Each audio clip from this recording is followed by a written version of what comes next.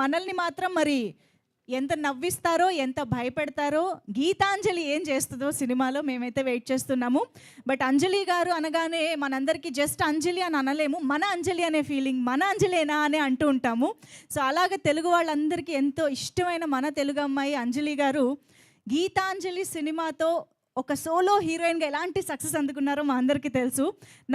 మళ్ళీ వచ్చింది, మళ్ళీ వస్తుంది, ఎలా అనిపిస్తుంది? యాక్చువల్గా నా ఫస్ట్ హీరోయిన్ సెంట్రీ గీతాంజలి, అంటే నా కెరీర్లో ఫస్ట్ హీరోయిన్ సెంట్రీ గీతాంజలి. అది అంత పెద్ద హిట్ అయిన తర్వాత నాకు ఒక కాన్ఫిడెన్స్ వచ్చింది, ఓకే నేను హీరోయిన్ సెంట్రిక్స్ నేను పుల్ చేయగలను అనే ఒక కాన్ఫిడెన్స్ క్రియేట్ చేసింది గీతాంజలి.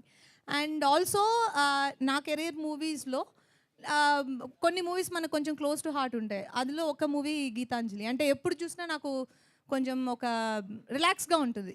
అంటే though it is a horror comedy, but నాకు చూసినప్పుడు నాకు ఒక సెల్ఫ్ సాటిస్ఫాక్షన్ ఉంటుంది ఆ మూవీ. So I'm really excited to do part 2 of Geetanjali. మళ్ళీ వచ్చింది. గీతాంజలి సినిమాకి నంది అవార్డు కూడా అందుకున్నారు మీరు. అంటే శ్రీను గారు అనుకున్నారు యాక్చువల్లీ క్యారెక్టర్లో నంది అవార్డు అందుకోవాలని, కానీ నిజ జీవితంలో ఈవిడ అందేసుకున్నారు అనమాట. సో ఇప్పుడు గీతాంజలి మళ్ళీ వచ్చింది ద్వారా ఎక్కువ నవ్వించిపోతున్నారని మేము అనుకుని రావాలా, ఎక్కువ భయపడతాం అనుకుని రావాలా, దేనికి ప్రిపేర్డ్గా రావాలి చెప్పండి?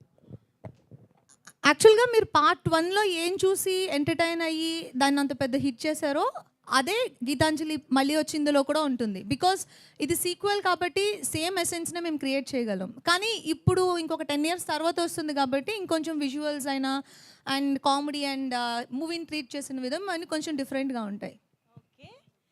సో ఎస్, ఇక్కడైతే మనం గీతాంజలిని చూసాము, గీతాంజలితో పాటు వచ్చిన అంజలి గారిని చూసాము. పోస్టర్ పైన నేను ఇందాక చెప్పినట్టు క్యారెక్టర్స్ ఇవాళ మనం చూడబోతున్నాము అని చెప్పి, అఫ్ కోర్స్ ఆత్రేయ ఆరుద్ర